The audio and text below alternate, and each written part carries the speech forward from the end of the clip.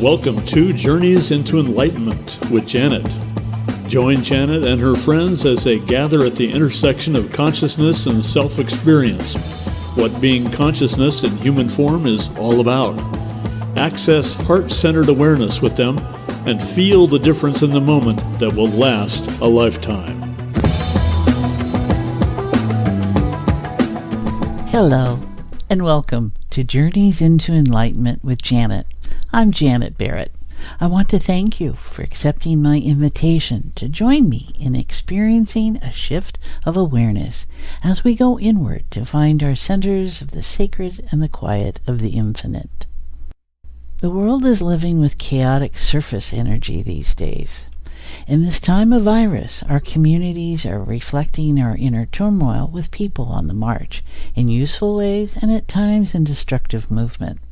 Yet below our marching feet, the earth holds a different, slower vibration.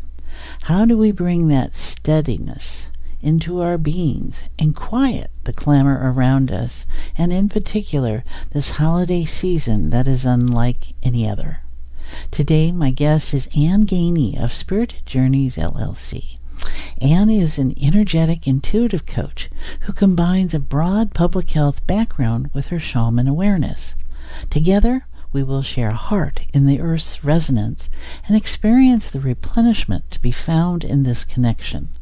You will feel the stillness and steadiness that you might have been missing in the center of your being.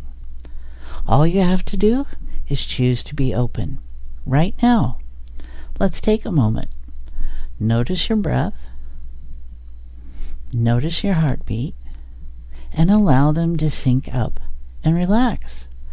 Choosing to appreciate what is within you beneath the agendas and emotions brewing and spewing. It is time for all of us to recognize what and why we are spewing and let it out in useful ways. Quit spewing. Let each of us inhale a breath of kindness, as you will hear Anne suggest, and then take another, and then take another. Our communities will experience the benefit.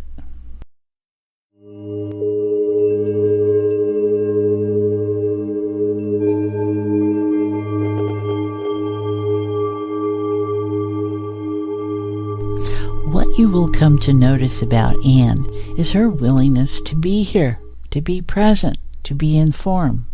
You feel this. She has one of the strongest earth orientations I have come across. She accesses clearly the lower-paced heartbeat of Mother Earth. She is the perfect personality to help us all appreciate that place where our inner turmoil is the surface of self and the deeper circadian resonance of Earth and connection as consciousness resides within. When it came time to record our conversation, I'd come in dashing in the door from a doctor session, and she was so gracious in helping me slip and slide and settle into my truth of being as balance and harmony. I served as example of what our topic is all about. Let me say thank you again, Anne. Anne Ganey is an intuitive coach, consultant, and modern-day shaman. She has been doing energy and healing work for over 30 years. She is a graduate from the Lankai Munai Yahai School of Shamanic Studies in January 2020. Anne works with intuition, shamanic practices, energy, and spiritual guidance to help a person restore balance and harmony in their life and realize practical solutions. Her sessions clear barriers and bring new insights that move people forward. I believe each of us is here for a reason. My work is to help you return to balance and harmony so you can bring your gifts to the world. Anne has also worked in government, healthcare, higher education, and nonprofits. She is a certified healing touch practitioner, certified sixth sensory professional, ordained interfaith minister, and shaman. She lives and practices in Minnesota. You can contact her at www.spiritedjourneysllc.com. And I apologize for any mispronunciation of the Inca names of her school of shamanic studies.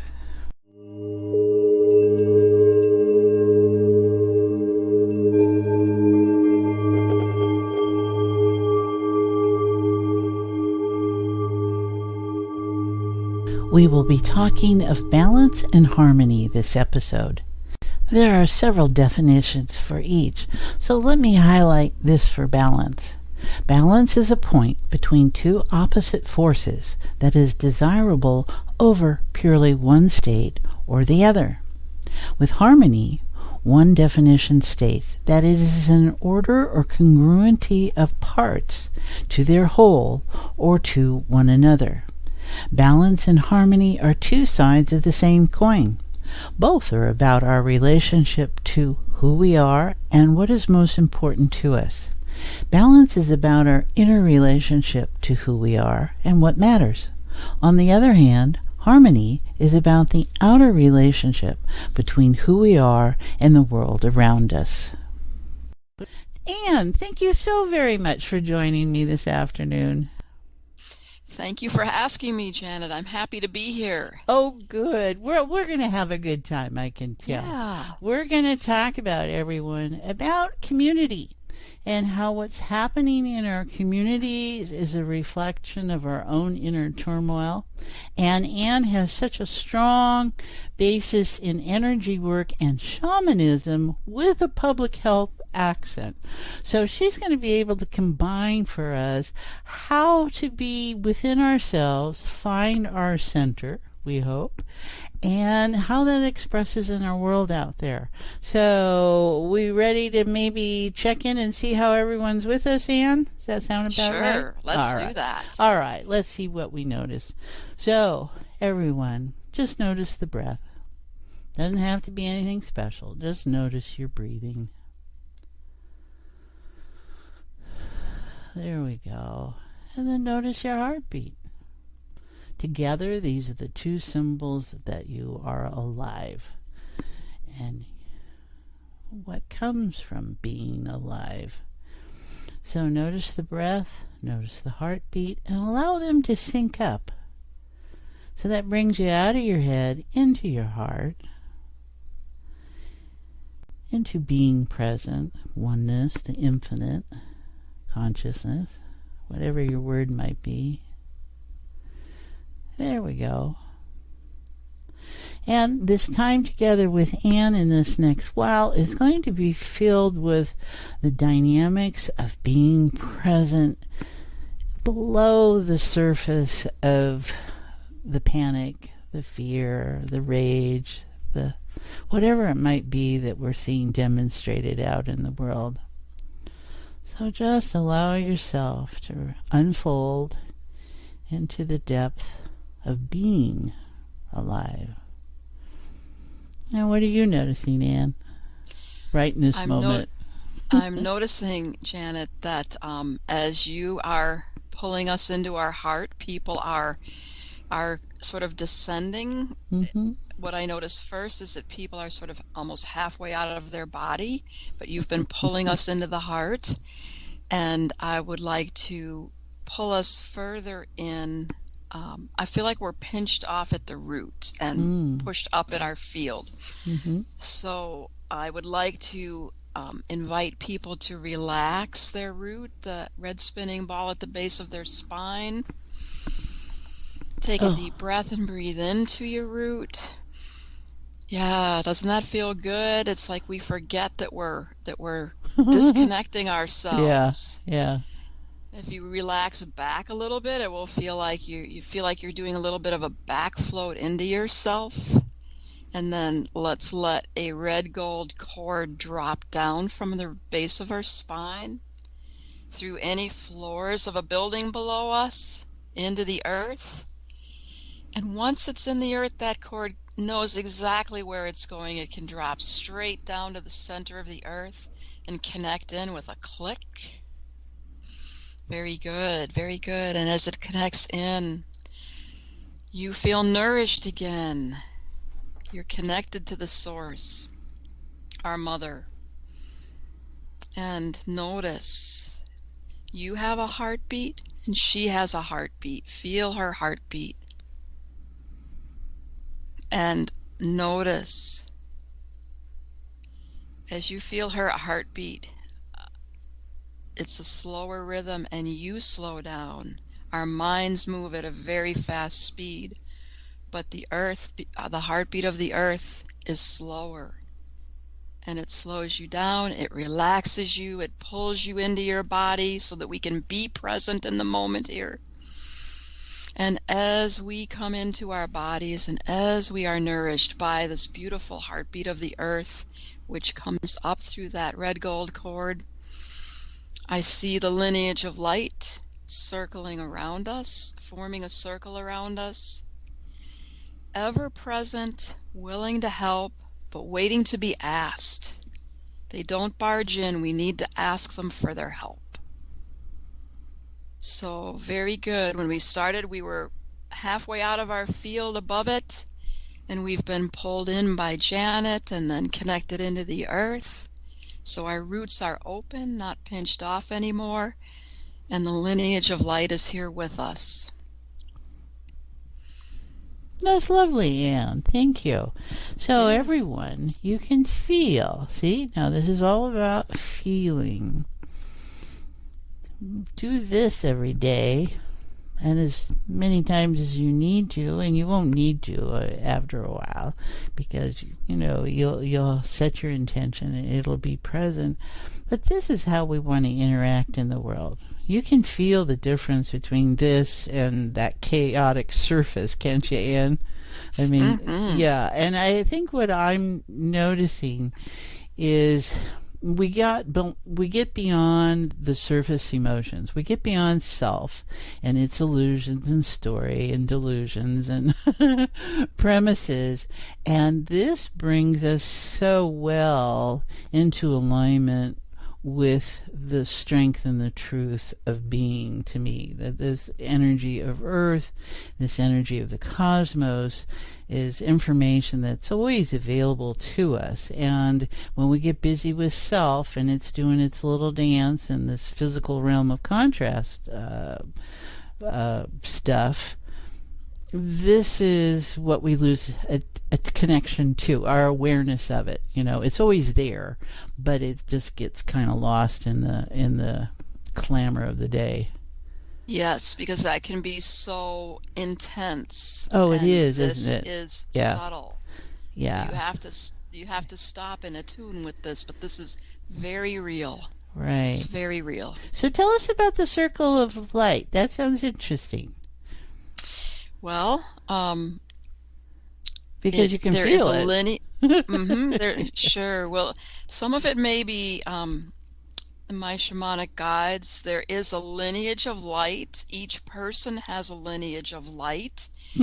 And so we have a lineage of light that's drawing around us here that is made up of some of the guides from each person that's here present. And they come with us. Each one of us comes in with our guides, and so they show up with us. They're always with us. And then as we ask for help, they can help us. Sometimes guides come in and out. You may get a specific guide for a specific task, but tonight it feels like the guides who are with us are the guides that are here to help us through this transition that we're in on Earth. And they have that specific purpose and that specific expertise and that specific, I'm hearing the word octave. So they are octave, here to, like in sound octave? Yes. Okay. So there's certain that's how I vibrational know. level. Okay. Yes, yeah, that's a good way of putting it. Vibrational level. They're from a specific octave to help us through this time, because none of us are here by accident at this time. This is a pretty critical time on Earth. Isn't that the truth of it? I mean, for those of us who do this kind of work, and yeah, it's not pretty out there, and that's perfect. That's just the way it's supposed to be, right? Because you can see with all the uproar of what is has been buried and is coming out is like, okay, suppression is not the order of the day. It's about finally and moving through things that have been holding people back, and most of it, I probably have a sense, has been beyond awareness. So it's been in a state where they couldn't access it, and now they can. Yeah. And you know what we're doing right now, Janet? We're sorting. We're sifting through our lives, sifting through what's going on around us, and we're choosing what we're going to keep and what we're going to let go of. And so if we can bring that more to people's consciousness, that would be a good thing. That you're really thinking about, am I going to keep this particular thing, this particular emotion, this particular grudge, this particular piece of something physical, or am I ready to let that go? Does it serve me anymore, or is it time to be free of it and lighter? We're really in a sorting period. I like that. All right, everyone, be noticing what's coming up, unfolding. It's useful. See, everything in the context, you can hear it from Anne, and you always hear it from me, that whatever shows up in this space is useful. And it's not something to terrorize ourselves with, because it's not in that reality. We're not at the end of our emotional strength. And it is emotional strength. If you can feel that strength, it's just how you use it.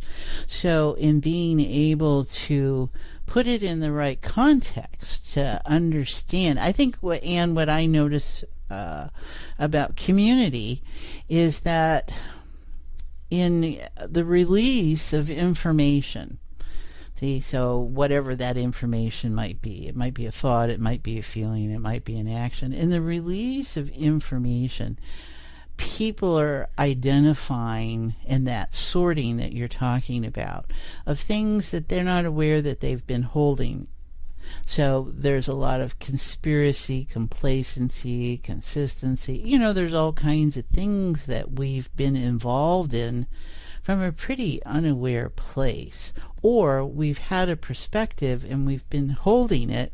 Might not be our truth.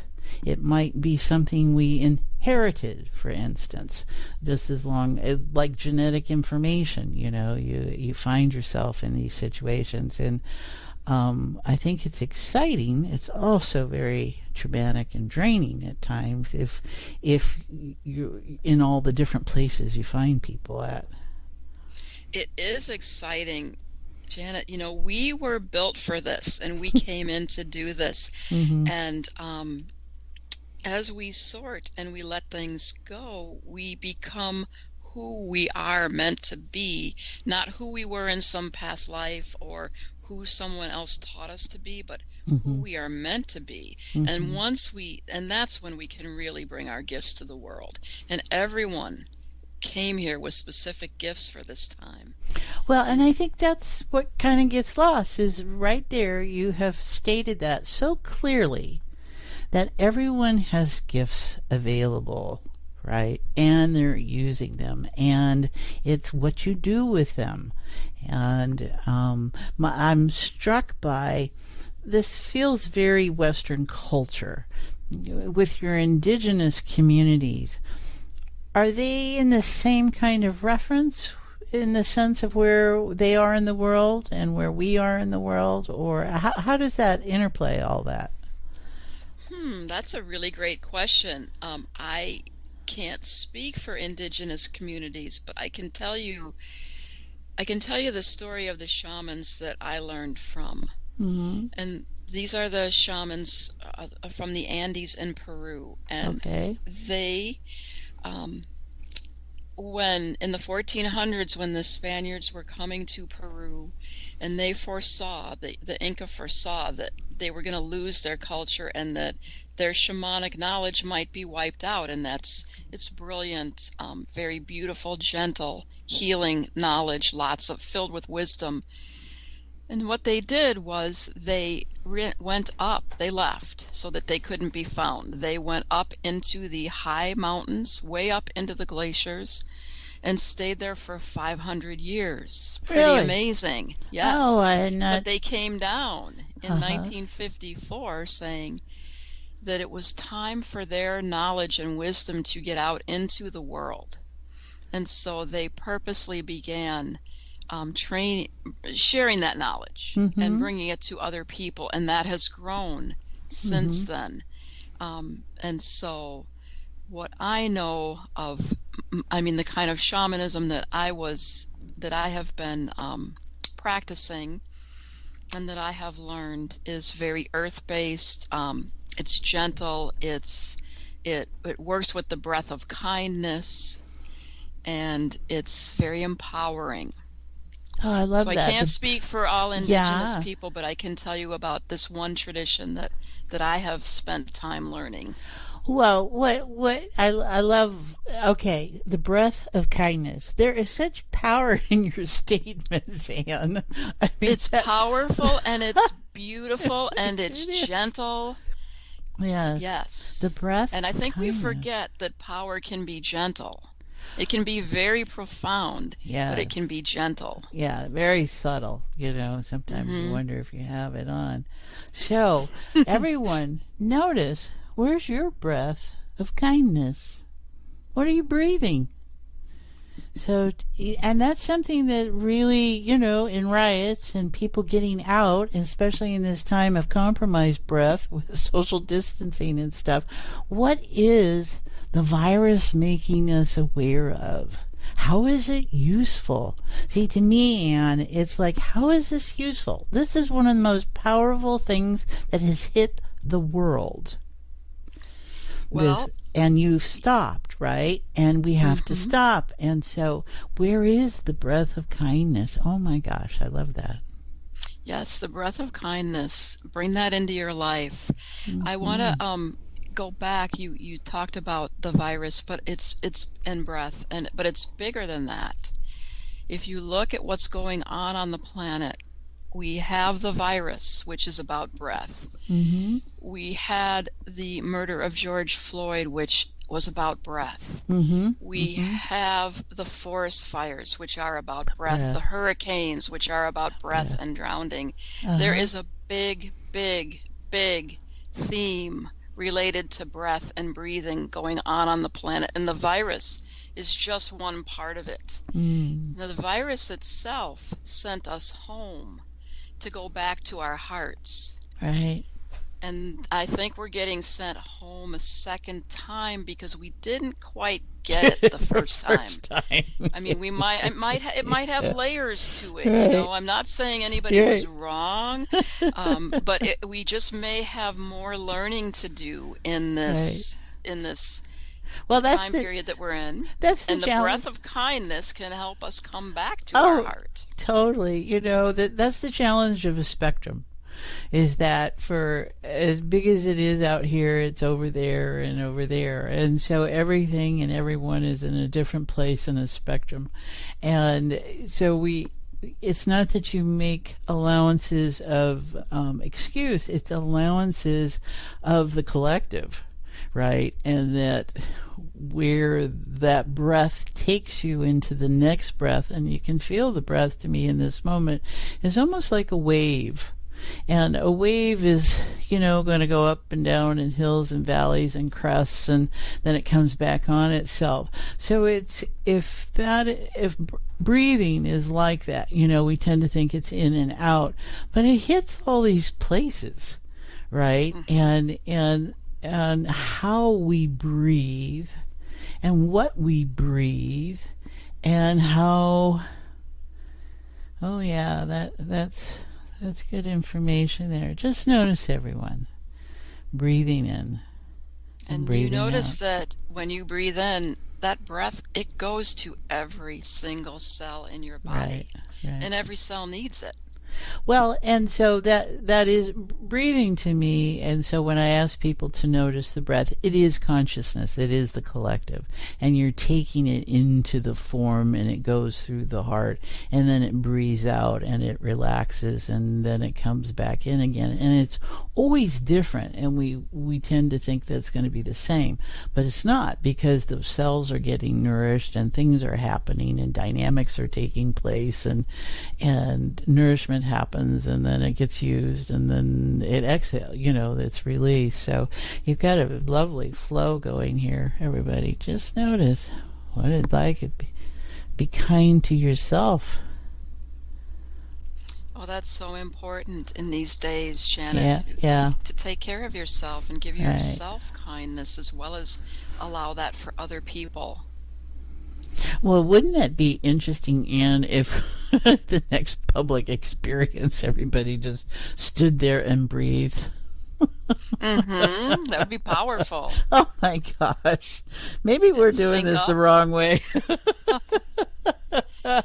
And how you can feel how panicked people would be who have an agenda of alarm or to destruct.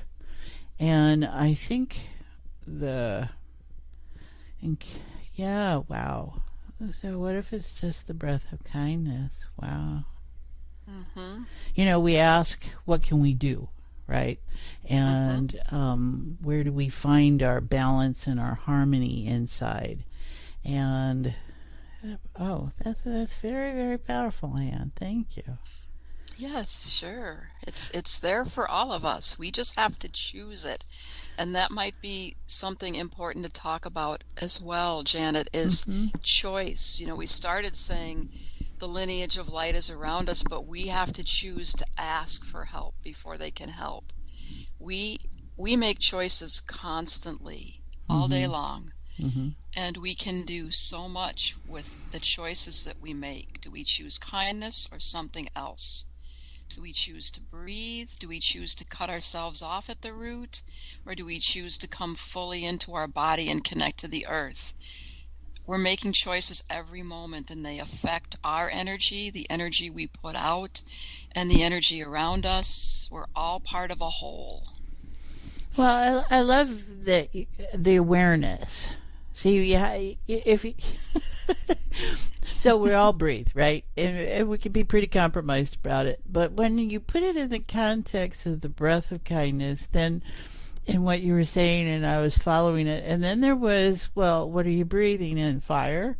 The breath of fire is a whole different thing to take into the body. I mean, that doesn't feel so good. Well, you just experienced that, didn't you, in Portland? Yes. Yeah, you experienced that big time. And we got a little bit of it here several days later. I mean, we had a morning that was so dark that the street lights came on, and it was smoke from fires. And this is in the Minnesota all the way area? in Minnesota, yeah. Minnesota. They said it was from your fires in Oregon. Oh, right. So, yes. So, and California and stuff. Yeah, it was pretty horrendous. We're here in Portland, Oregon, and I was looking north out my window, and the sky was blue like it always is. And I turned around and looked out my south window, and there was this brown thing filled the sky, and I was like, "Oh, what's that?" And that was that was the beginning of it, and it was like we got down to where we could see maybe half a block away. And then it was all, and that lasted for a couple of weeks, and so you're breathing that in if you're out in it, and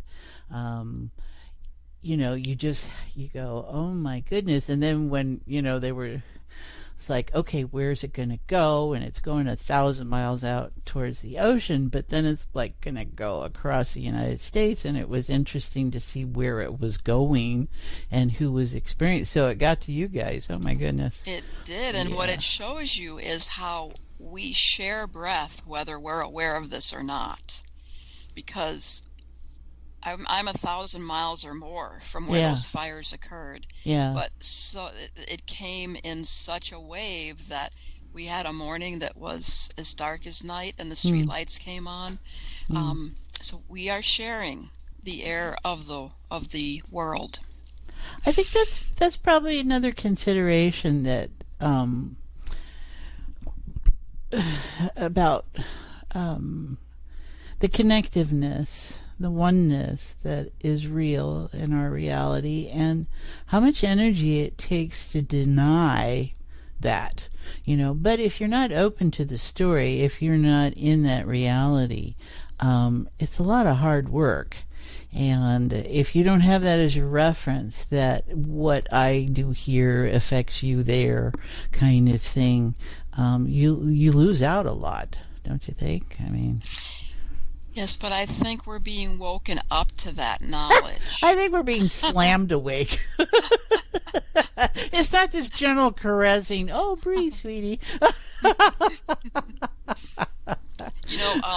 In shamanism, we do journeys, and I've done a journey many times since we were all sent home last March, just asking, what do I need to know today about this? And one of my more interesting journeys was when my power animal took me up to a high meadow that was very beautiful. It was filled with orange poppies, like a high mountain meadow filled with orange poppies.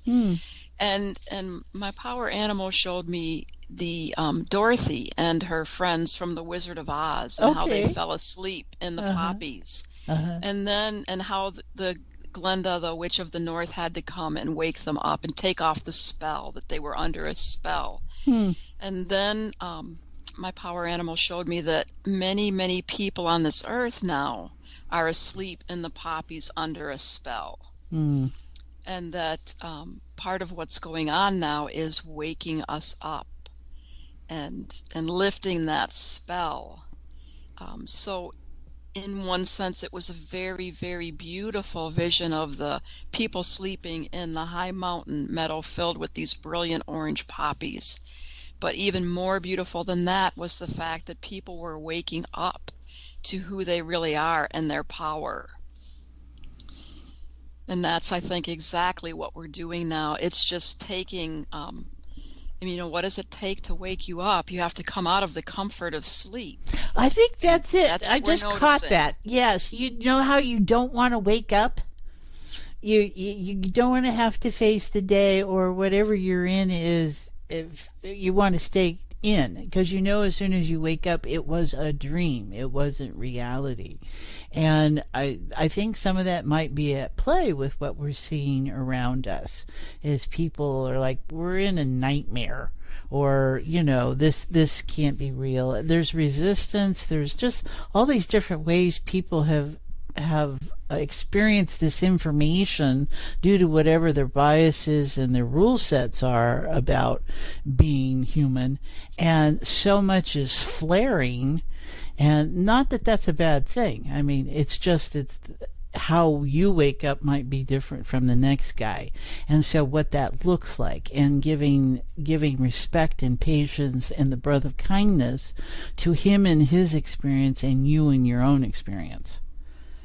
Yes, and understanding that we are all such multifaceted individuals, and so much has gone into creating who we are, from whatever has happened to us in this life, to past lives, to things that we've been exposed to, and just honoring people where they are and letting them be. And there's another piece to this, Janet, which is how you're woken up. I mean, you can be woken up gently, which is much easier than being woken up harshly.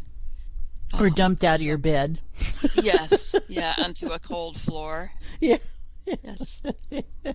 So everyone, just be noticing. This is turning into a wonderful experience of the breath of kindness, and what that feels like, and acknowledging that, accepting that, letting that be real, and allowing your inner wisdom, which this is that field, to really nourish you. Let it unfold into all the little villi in your lungs and into all the cells and the linings everywhere. And so when you contemplate going out and engaging in your community, and there's a lot of uproar right as we're recording about having to keep distance and keep groups small in order to help keep health, and people's resistance to that or their acceptance of that, and their inner debates of what they think about something. Go back to this. Your breath is precious, and so is everyone else's. And no one's trying to take your breath away. They're looking to extend your ability to have one. And so whatever... there is enough. There is enough. There is enough, yes. And moving in awareness, and I think this is the hard part people are having with awakening, is that this is moving people into awareness, Anne. And that something that you never think about unless you've got an illness that compromises it. None of us think about anything unless we're face to face with it, and then we're so often in denial about it. We're 6 months later, a year later, we're still in denial that something happened. We're upset that something happened and it isn't the way it used to be. And people hang on to stuff emotionally because it's so habituated that that's what happened, as opposed to looking at it in a different context and moving forward, right? So it's interesting. So let me ask you this, Janet. What if we all chose to see this as a grand adventure? Yes, wonderful. Yeah, sign me up. I'm here. Yes. And we don't know what's going to happen next. But right. We make choice in every moment about how we're going to respond to what's happening to us. Right. So notice that, everyone.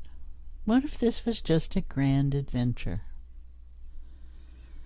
And it's totally up to you. It's totally up to each of us, because we're actively creating in morphic resonance reality. What is your rule set? So if your rule set is that life is challenging, nobody listens, the government's in control, whatever the setup is you have around authority figures, etc., how much are you empowering and fulfilling that story?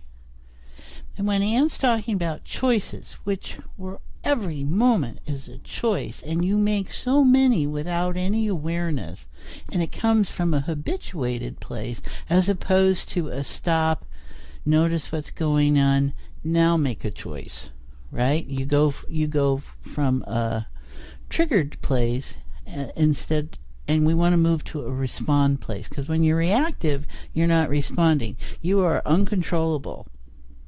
And there's places where that's important. You don't want to have to think. And then there's places where it's really a problem. So Anne's sharing awareness again about how each moment, each breath is an opportunity for a choice. So what's your framework? Can community come together and have differences and make it work? Can there still be respect? Can it all exist? What happens when it's within a breath of kindness? So, Janet, I'm feeling a shift in the energy here. Great. I'm feeling a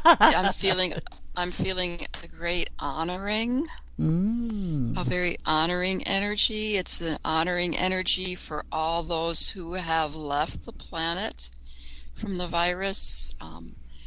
Honoring them, honoring those who are left here, who make great sacrifices and are in sorrow.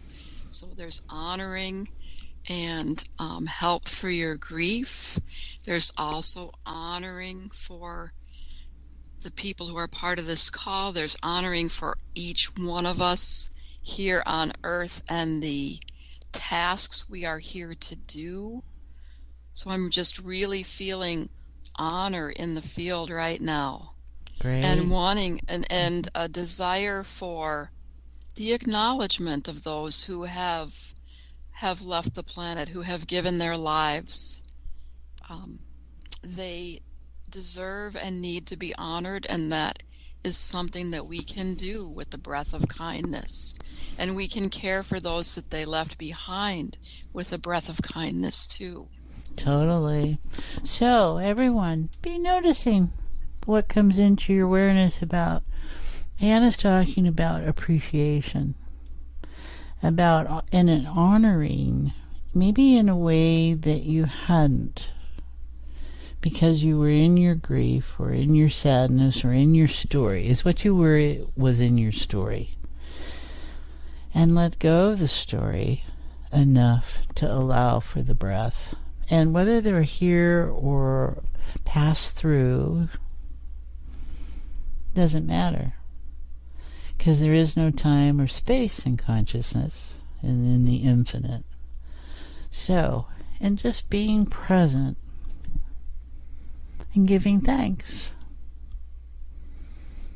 No matter what your position is, someone is looking to care for you, someone. They deserve that honor. And whether they're a chef or a waitress or a sales clerk, everyone can be within the breath of kindness. And take a moment to notice those. Allow your circle of light to support you. And it's not that you have to... I think you can do it in a gracious way. It's having trust that what you need can be answered. It doesn't always answer in the way you think you would like it, because that's self and its agendas. You want to just be present. And you can feel that it kind of feels like the whole planet there, Anne, is kind of cooling down, which would be the loveliest gift we could provide, wouldn't it be? Yeah, cooling down, calming down. Yeah. Yes, it's like there's an acknowledgement that there's an acknowledgement that we have chosen something. Mm-hmm. Mm. Yeah, and I'm just feeling the energy, so I'm a little bit without words at the moment, but okay, I understand. Because that honoring energy is so strong. Yeah. So just allow everyone. Yeah.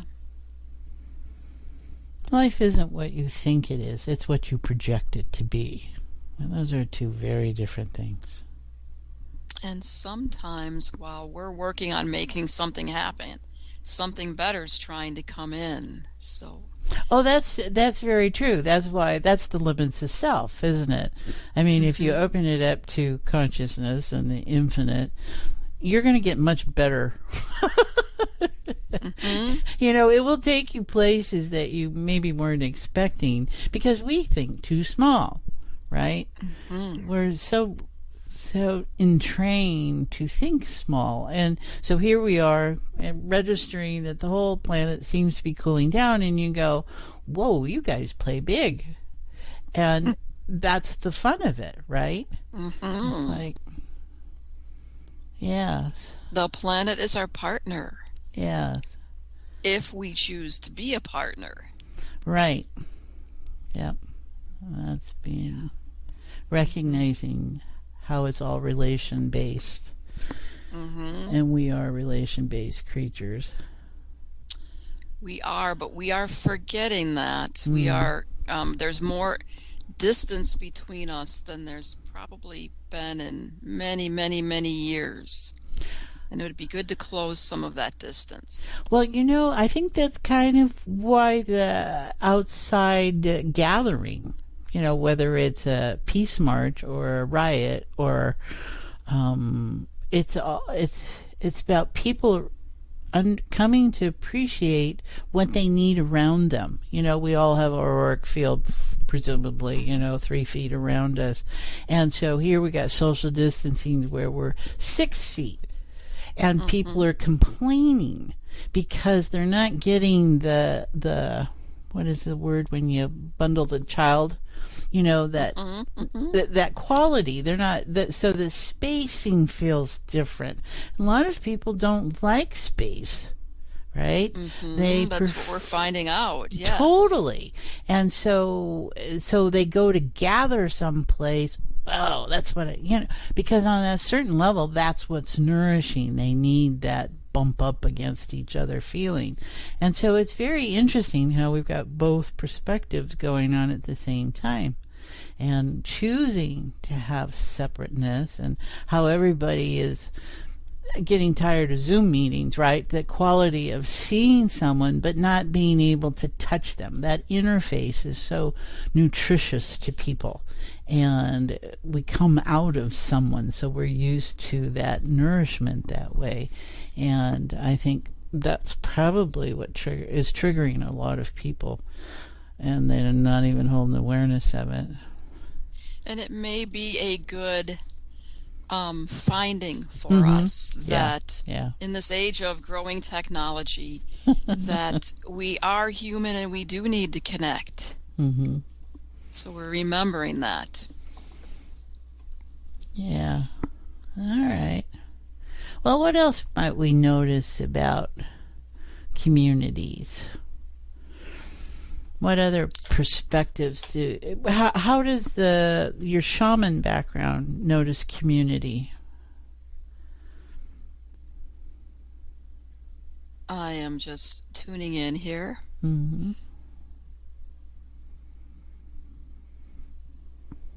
Communities used to I'm going to back up a minute here. There's a lot of people who believe that healing and shamanic work should be offered to people at no charge. And that comes from the time period in which shamans were cared for by the community. So the agreement was shamans did their work and the community kept the shaman in housing and clothing and food. And that's not how we are anymore. Everyone is creating their own or getting their own housing and clothing and food. So there used to be a relationship between communities and shamans and communities and healing that we aren't seeing as much of anymore. So I think that we're seeing communities change, and I don't know what they're going to look like at the end of this change. So it's part of that grand adventure. But we're already in it, and we're well in it.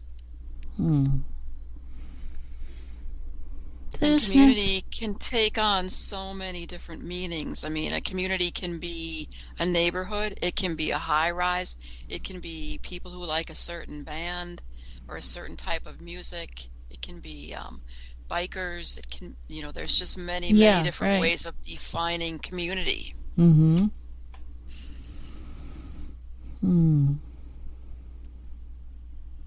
I think we are all looking to find our own community, and I think that's part of what we see people looking for. Yeah, the whole nature of clan and family and what that is. And I mean, I had someone this morning talking about how her mother wouldn't come see her to celebrate Thanksgiving, but she would do it with her neighbor. And she was just brokenhearted. She was sobbing. And who knows exactly what the dynamics are going on. But in this time when we're having to restructure and take apart, we still have this emotional energy cloud, and that people have to work their way through or not. Just depends upon what your reference is. And so people call family because they have genetic material, but they really don't share much in common, right?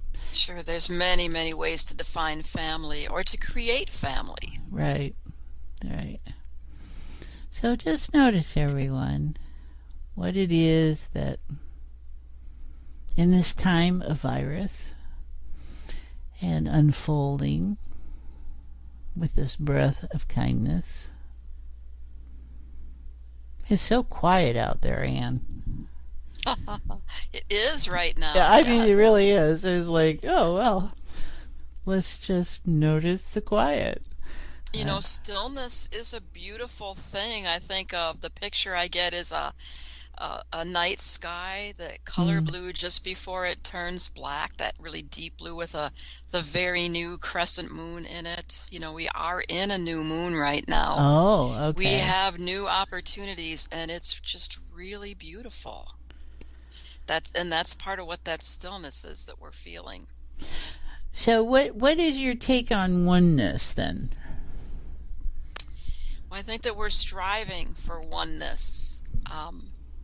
I think that's part of what we see in this divide that we see in our country is people are looking for oneness, and sometimes we mistake the way we want to get there. We want to force it, or we want to contrive it, but really you experienced oneness at the beginning of this call when we connected into the earth and felt that beautiful power that we felt. That is oneness. We are all related. I think it's important to realize that it's already there. You just have to tap into it. You just have to tap into it. So our memory of it perhaps is what gets shaken or transformed or removed or something when you do this incarnation dance here and come into form. And one thing that becomes at risk is attachment. So, but it's a different kind of attachment. Oneness is all about attachment, and this is where you get me and you. And so that attachment is different. And it's a really interesting navigation that we're all in the midst of coming to appreciate, I think. And I would make a distinction that oneness is about connection. And I think that attachment is something that we've been doing. Right. In search of oneness, and attachment is now where we're doing the sorting. Right. Yeah, because when you get into attachment, that's very different feeling. So, all right. Well, this has been quite lovely, Anne. Yes, yeah. I enjoyed this. Yeah, it's nice to share. And I have to say, I enjoy your listeners and feeling the energies that have moved through of really connecting to the earth and feeling that heartbeat of the earth and letting it nourish us, letting the breath of kindness blow through, the honoring that came after that from the ancestors. You know, and then the stillness and that new moon, that symbol of hope. This has been very, very beautiful.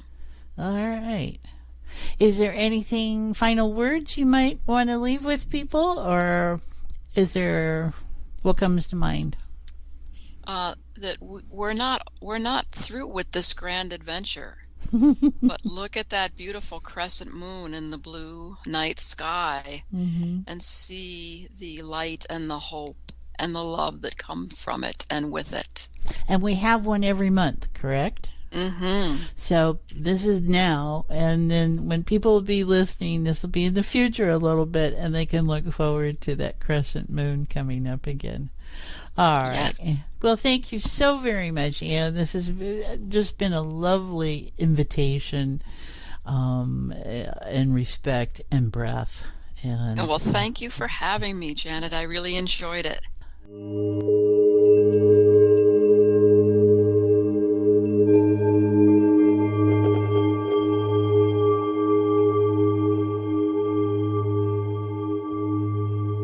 Among Anne's influences are two teachers, Sonia Choquette and Michelle Karine. She values the Hope Interfaith Center, founded by our mutual friend Reverend Janice Hope Gorman, and her colleague Jean Turner and the Healing Touch community. You will find their links on our episode 50 podcast page at my website, www.janetandbeyond.com. Anne is sharing with us some of her favorite inspirational quotes. Every blade of grass has its angel that bends over it and whispers, "Grow, grow." And that's from the Talmud. Our deepest fear is not that we are inadequate. Our deepest fear is that we are powerful beyond measure. It is our light, not our darkness, that frightens us most, by Marianne Williamson. And this, may we be surrounded in beauty, and in beauty may we walk, which is a traditional prayer.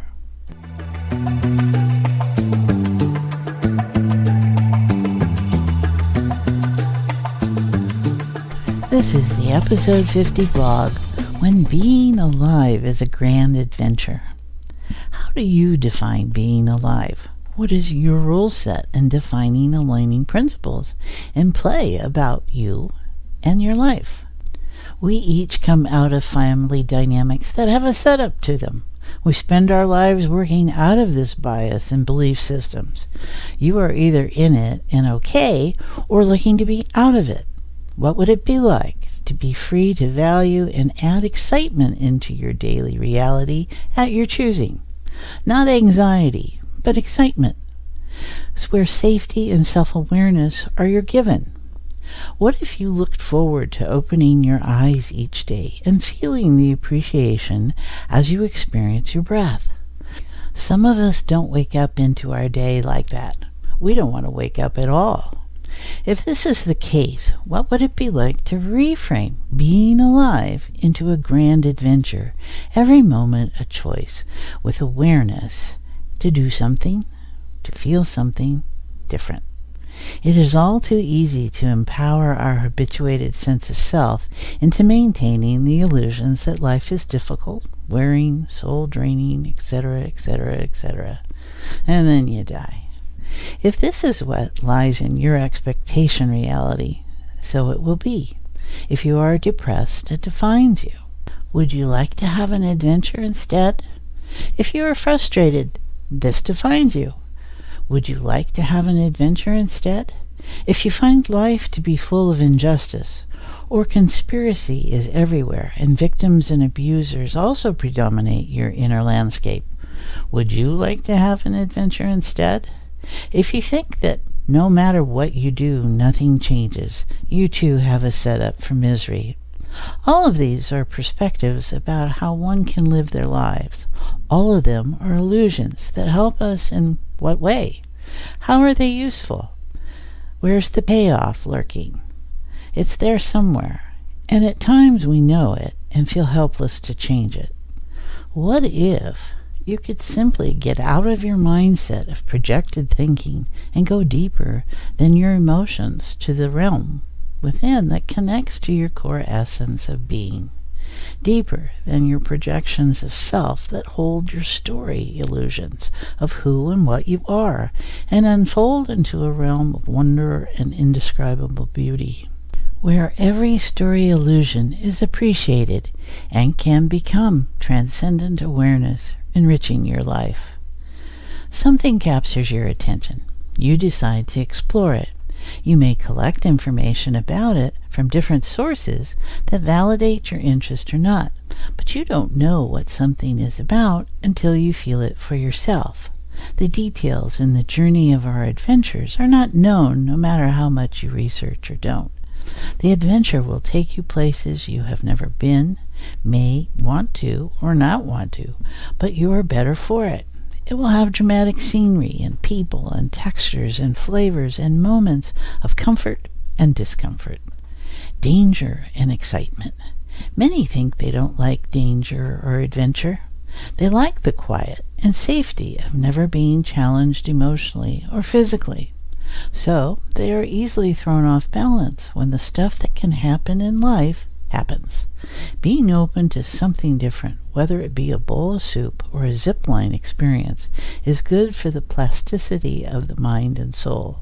It doesn't mean you have to live in a reality of daily risk all around you, but being fluid enough to appreciate your own skills and experience your own self-confidence.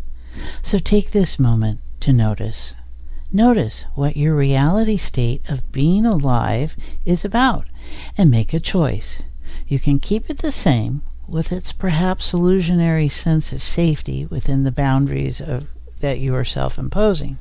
That is one choice. Or perhaps in accessing something deeper in your interior landscape of the sacred that is there, you can make a different choice, where you are free to slip your old bonds of self and expand into new adventures in being alive, where life is grand.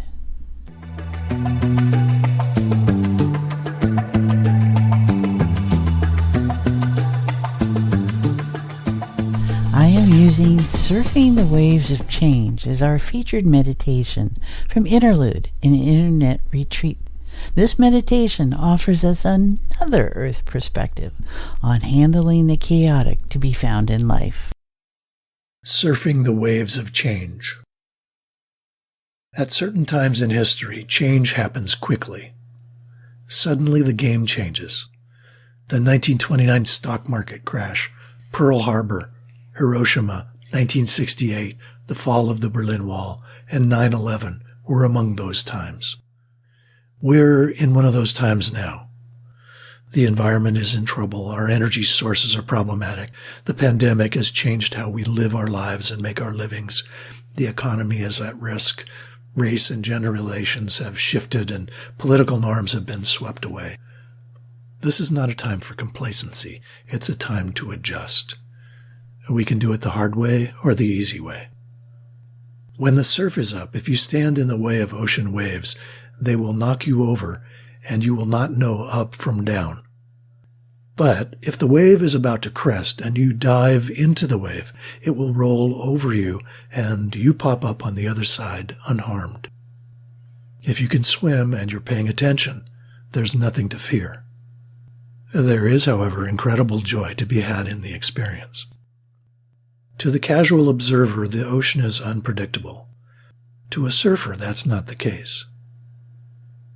To catch a wave, one must get out there in the water and become part of it. One must observe and sense the movement. What appears random has a pattern, and by paying attention with open mind and senses, the surfer can judge what's going to happen in the waves before it becomes obvious to the unskilled. In that knowing comes the ability to respond appropriately. Change is happening to all of us.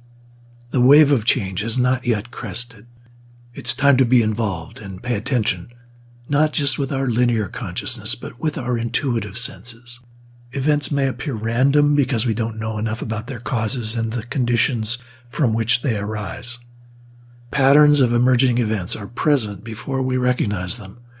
We will only know how to respond if we open our mind, release obsolete views, and use our intuition. If you want to surf the wave of change, keep your senses open. Practice observing patterns.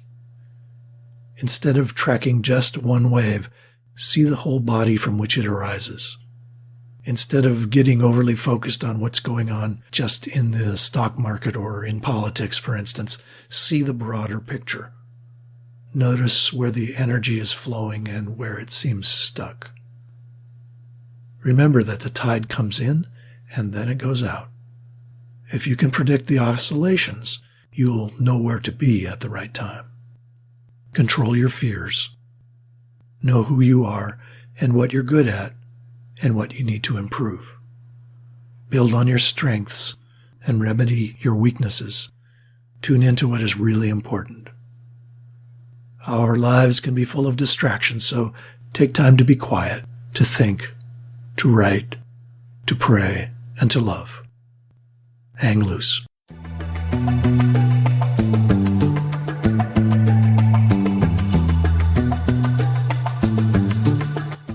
You can contact Anne at www.spiritualquotes.com. spiritedjourneysllc.com.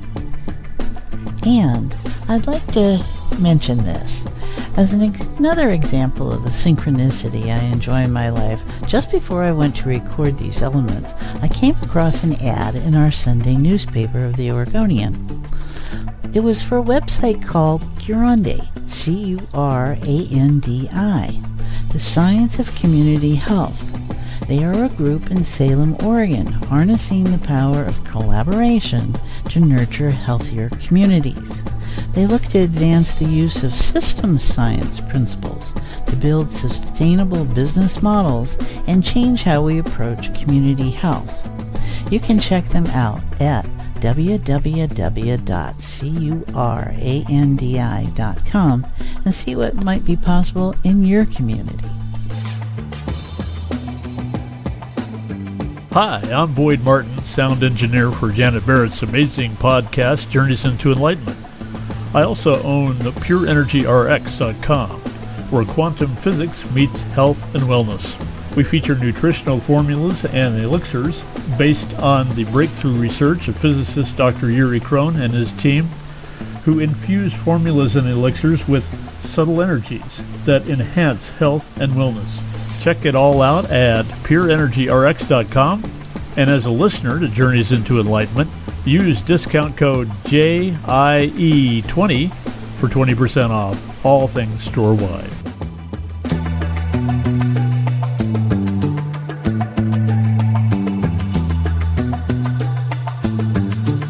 Thank you for joining me here at Journeys to Enlightenment with Janet. A new episode is released every 2 weeks. Any questions or thoughts or guests you'd like to suggest, you can email me directly at janetandbeyondpodcast@outlook.com. For more information about all the elements that make up each episode, they are on my podcast page at my website, www.janetandbeyond.com. While there, you will also find information about my other podcast show, Conscious Conversations with Joan and Janet, and all about my work with clients. You can sign up to receive my regular weekly blog, Life in the Beyond, Journeys into Enlightenment. If you're looking for other regular opportunities to sit in heart-centered awareness with myself and others, you can join us in my Fuzzy Photons playground groups I offer on Wednesdays. Live interactive space via Zoom video conferencing. You can follow each episode of this podcast series on my YouTube channel, Journeys into Enlightenment with Janet Barrett. Till the next time, notice what feels different right in this moment. It is real, and it can last a lifetime.